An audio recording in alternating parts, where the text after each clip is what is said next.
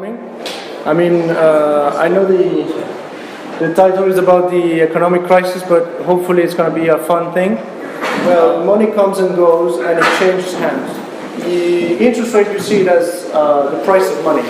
So interest rates are low, you borrow cheap money, you invest, and then you sell high, right? So I would put institutional investors here, which are basically the smart money or the educated investor. And up here, I would say the dumb money or weak hands, so strong hands here, weak hands here, and I would put usually retail investors here. Because of course the market's been up, and everyone says, well, the market's been up, and you see for 5 years, and if you look at the longer term time frame, it's good to invest. So then the money changes hands here because the retail investors comes in, they buy the stocks, these guys find liquidity, so they sell them the stocks, and then it goes back down. So now you can raise interest rates in the process, and once interest rates are high enough and people get squeezed, then the economy goes down, and then you do the thing all over again. You know, there's more and more people, GDP overall grows. That doesn't mean that there's more GDP per capita necessarily, but all in all, we're growing. So you see phases of economic cycles. Still, you see a trend that is so far to the opposite. And then when you go from 3% to 2%, there's still growth, but it's not in the same places. Now, you mix the two of them, and you come up with what the bankers, you know, usually they go to their desk and they see over the long time, and they say, well, we will try to drive the market and the economic cycles and try to make a fancy chart like this, so we can see how it relates to each other. So they will tell you, well, the stock market or this type of market is forecasting or it's pricing its price 6 months in advance. Right? So that's why you see first stock market crash, or at least not move higher, even though the economy was very good, because you try to forecast. Most of their forecast, I mean, if you take the Fed track record on the forecast on GDP, is awful. It's always overestimating. But in a way, that's their job, right? That's their job to say everything is fine. You have financial, technology, and cyclicals that you will invest at the market. What's important this time of days is what you do when everything goes badly. Right? So most of stock pickers will go defensive stocks. During the crisis, you still see defensive stocks plunging, because if you have, I always take this analysis, if you have a glass of water and you have the best quality stocks, let's say you have the oil, so you have the top quality things within the glass of water, right? But if the glass of water is falling, the correlation is as such that even if you're a good quality stock, you'll still fall. So, other thing is valuation. If you have, let's say, a pile of garbage and a pile of gold, and that the pile of garbage is worth $1, and then you have a pile of gold who is worth $2,000. Yeah. But if the pile of garbage is now trading at 50 cents, and the pile of gold is trading at $1 million, well, I would still buy the pile of garbage, and I would still sell the pile of gold because it's overvalued. So that doesn't mean that because of everyone is buying Apple, that you should buy Apple, because even though it's a good company, it can be overvalued. Right? In the tech bubble, you had companies who had 100 times earnings per share. That means you were paying the earnings of that company 100 times in the share price. So in other words, you needed 100 years, if it continues to say, if it doesn't move, you needed 100 years to break even, and then the rest is profit. That was the tech bubble, and then everyone was surprised why it crashes after. Right? Change to political cycles. So this is kind of controversial, so I'm not going to spend much time in it. But this says it all, right? So you say, oh, this is working, let's elect a Democrat. It doesn't work. Okay, let's elect a Republican. It doesn't work. Let's elect a Democrat. Republican, Democrat. You're always unhappy, but in the end, you just realize that really it's an illusion of choice, right? Because it doesn't matter who you elect. Most of the time, there's so much lobbies behind who actually set the agenda, And if you are lefty or righty, it doesn't matter because the agenda is there. So these guys will lie, they say they will do this. These guys will lie, they say they will do that. In the end, they will do this. So they both lie, right? So it doesn't really matter, right? But you still have a political cycle because these guys are fighting to be the commissioner, right? The face of the agenda. So they just come in and say, well, my job is to sell you people the agenda in the best way possible, and that's a good politician. It's not science. It's not proven. It's just. I'm just trying to think of a political cycle that can also be included in a thesis, so we can invest. Why is that? It's because if you invest in a company and you know it's going to be taken over by the state, you're going to lose your investment. What you don't want is totalitarianism, because essentially you have a lot of bureaucracy. The state basically leads everything, even your life. So not only you're not free to do what you want in your life, but you're not free to do the economic thing because half of your money will go to the state. And so that you don't want that. I mean, I don't want that. You can do it. So, I mean, it doesn't really matter, but it's just to see you have also a cycle in which you start from a point in which there is not a lot of government, more economic freedom, and you go to a point in which there is a lot of government and less freedom because it's more state-run. And in that case, usually you run a lot of debts, and once you go bust, like Greece, then you turn back in this. So there is a cycle also. When you don't have any more money, you cannot spend any more money, right? So you will blame it on the bankers. You say, oh, it's because of speculation, because we have so much debt, and the bad speculators are punishing us to have so much debt. But what actually the speculators are doing is, they see you as, this guy is a pig, he has a lot of debt, and this guy has no debt. Why is it that Greece and Germany should have the same interest rate? You know, so this is wrong, and yet this is what happened for 10 years. We have the same interest rate. So essentially, these guys were paying for lower interest rates for these guys. It's good, as in supporting your friend, but then when they go into that too much, we see what happens. So we have Bubble 101 crash course, and this is more related to the US.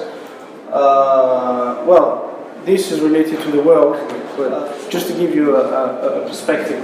Essentially, bubbles are not so rare, first of all. You have this. And now we come to like kind of how to create a bubble. So this is how it works. Okay? For the US and the mortgage crisis, you have first, let's say, the intent. So you have very good intent because you want people to be happy and vote for you. So the intent is house for everyone. And then the means of that is artificially low interest rate. So in the end, the unintended consequences of that is what? Is you have subprime mortgages, ninja loans. Everyone is familiar with ninja loans? Like no income, no job, no assets. They still give you money. So this is a ninja loan. Bubble house prices, because of course now you have an artificial demand for houses. Long story short, you have Fannie Mae, which was 3.2 trillion, Freddie Mac. Okay, so this is what happened with the home prices. Okay, and now this is what is happening with tuition. So just for the record, it's rising faster than inflation. Like before, you could have a job aside and then try to pay your student debt. Now it's too expensive. You cannot, even if you try. I mean, you will be better off, but you still can't. So basically, this is what I'm trying to explain, right? Everyone should own a home. Then you have a bubble, and then it pops, and then the next thing you know is, oh well, everyone should go to college. So it seems like a good idea that everyone have a home. It seems like a good idea everyone goes to college, but sometimes it has very bad consequences. Now, to picture the lower quality of education, you can see this, and then you have this. It's the EFSF. It's basically the CDO version. Is basically collateralized debt obligation, meaning you have a collateral. Let's say Greek islands. You have debt. Let's say Greek debt, and you have obligation to pay that debt. About how not to create a CDO, criticizing the structure, the European financial stability structure. And of course, they read the newspapers and say, "Oh, that's not good to be criticized like that." So they say, "No. This is not a CDO, okay? Because the essential difference between the EFSF and a CDO is that the EFSF debt has no tranche structure, and there's no seniority, and all investors have exactly the same rights. Essentially, what it means is the CDO normally is a package. You have tranches, A, B, and C. This is important because EFSF, there is no tranche. So we all go to the hole if someone goes default, we all take the pain. So of course it's diluted, but we all take the pain. So I have nothing against bad choices as long as it's consensual. When you choose to do that. And in this case, the Greek people went to the board and said, "No, we want to default." And still the Troika said, "No, you have no sovereignty because you don't know what you're talking about. So we will put someone else in power, Troika, ECB, Commission, and IMF, and we will lead your country because you don't know what you're doing." So that's why I thought that in June, democracy would have been respected, and they would go default, and the whole thing would unfold. My perspective is, sometimes the crash is not the problem. Sometimes the crash is the solution, and the bubble is the problem. So popping the bubble is actually not so bad, right? Because first of all, you have lower prices, and the problem is not that now the economy goes down. The problem is that the economy was some sort of going up, but it was on the premise of something wrong. Essentially what I'm saying is, in America, for example, you can seem to be rich because you buy lots of cars, lots of houses, and lots of things. And this will be the GDP, the top of the iceberg. But you have so much debt underneath that when you do the net, you're not rich, you're net debt. So sometimes, having a lot of things, as in stock market going up, is not necessarily good. You want to have sound money, you want to have sound growth, and not artificial growth, artificial demand. So that's why I thought it would. But yet, still you see some signs, because the Apple stock is the biggest component of the S&P. So when Apple goes down, it can give you a kind of a foresee. Again, the S&P has also defensive stocks. So these will compensate for the Apple fall. But eventually, I think, the biggest driver, weight, it's like a weight. You have a little higher weight and you fall. Eventually, the rest will follow. Now I'm going to come with inflation. That's why I call it stock market inflation periodicity. Right? My perspective is that we're reaching the end of the business cycle because real unemployment is high and real debt is big. Okay? So to me, I would say, show this until September. Okay? Probably in September, because they're supposed to, the Fed said we're going to end QE, all QE, in September. So I anticipate the market reaction to be down, because people will be like, oh my God, they're not going to print any more money. So back to reality, and then when you're back to reality and you're drunk, you have a hangover. And so what the market is going to be doing is, I want more, right? Only the problem is you have to inject more doses every time. So this time, if the market would say I want more, the way the market says I want more is dropping market. And when the market drops, they will ask the Fed, please print more. But then you have to print even more and more and more until it kills the patient eventually.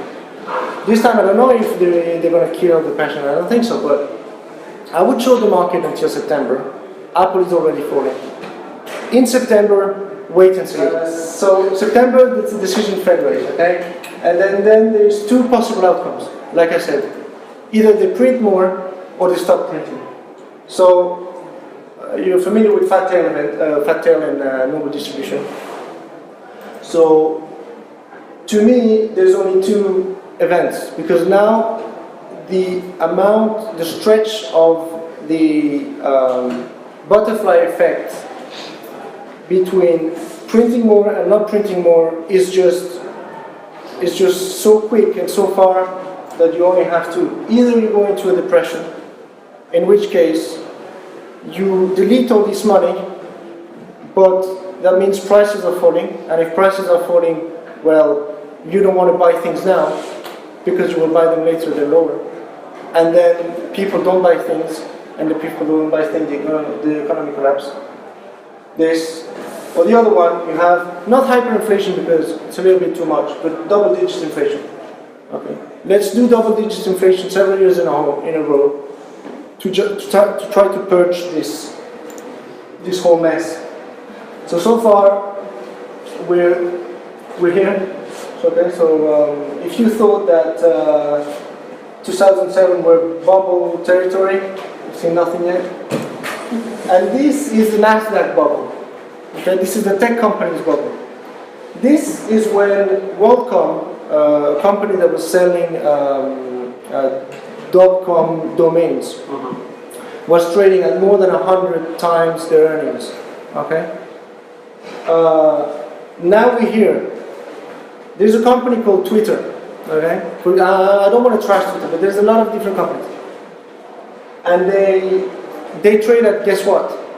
You cannot say earnings per share because they have no earnings, but still they trade at $1 billion valuation. So either one, they can monetize the things, and they better do it quickly. But you can do it. Google has proven that. Facebook has proven that. Take your information and sell it. But so far they haven't. So, I mean, at least you have some 100 times per share. Now you have, sometimes they even lose money. So you have negative earnings per share, and it's kind of difficult to value that, because then when you do the price per earnings, and the earnings is negative, how do you compute that, right? This is the VIX, this is the volatility index, okay? So, yeah. Anyways, we've seen a top so far. Higher highs and higher lows is what defines the bull market. And lower highs and lower lows is what defines the bear market. So, but, let's say for this one, if it drops below 2000 and you see a full candle or a full price under, for 2 or 3 days, under 2000, I would be very cautious, and I would try to short it. To short it and put a stop at the top. In case it makes a new high, you take the losses. But if it continues to drop, you profit from the system. I mean, so far I've worked with my feet and with my wallet. My feet meaning where I go, and I live in Switzerland, and my wallet is where I put my money. And so far I'm not investing in that Ponzi scheme. But I can gain from the downside, and I can buy VIX and bet on people losing money or volatility increasing. Next crisis, I can bet on this by buying the VIX. Yeah. If you are an American investor, would you recommend just to sell at half of your stock?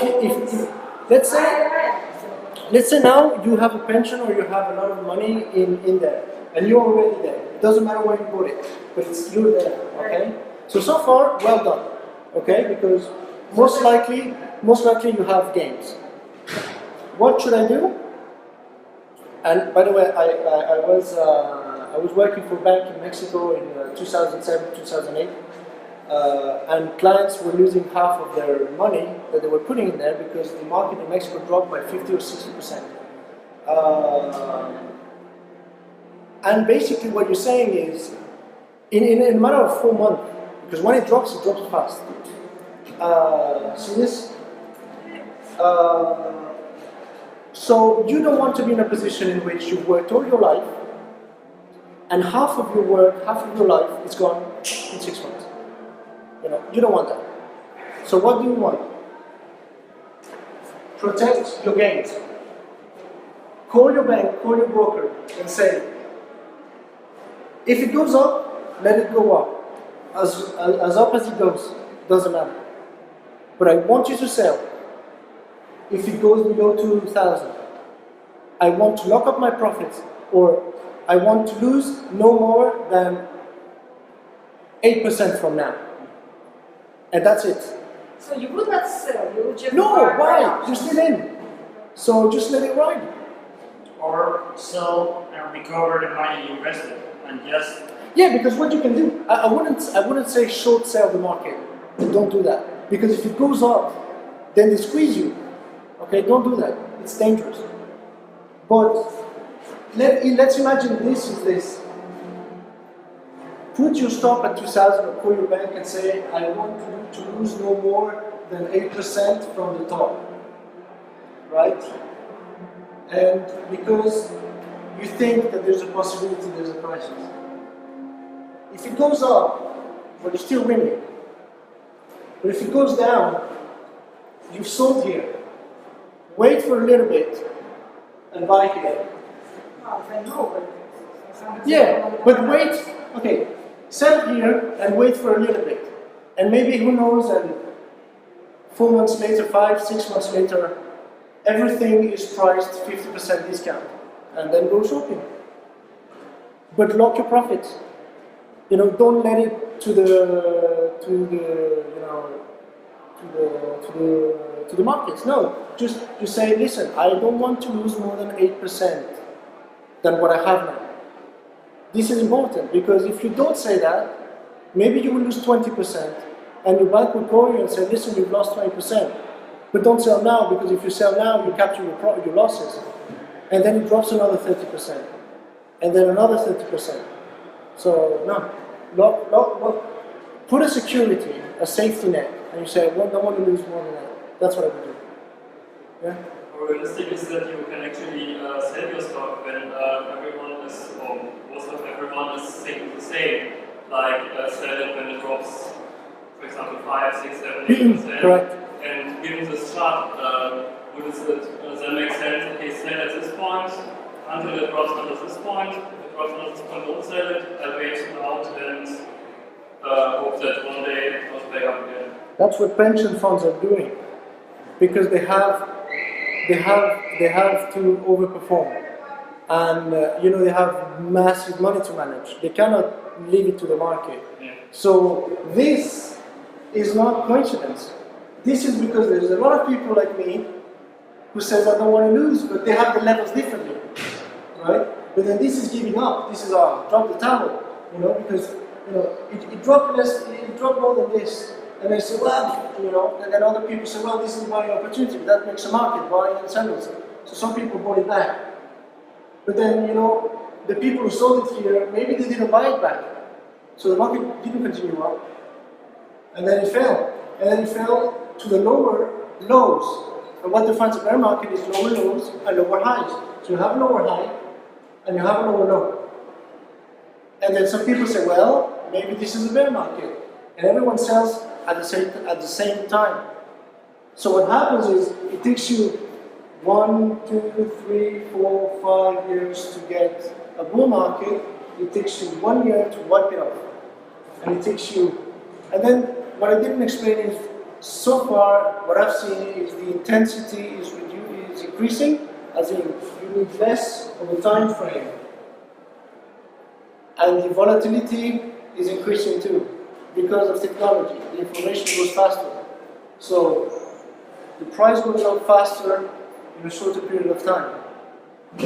Now, if you look at the track record of history, I think there's only 3 or 4 occasions of stock market recorded history in which you have 7 years or plus of bull market without having a correction of more than 10%. And so far it's 1, 2, 3, 4, 5, 6. So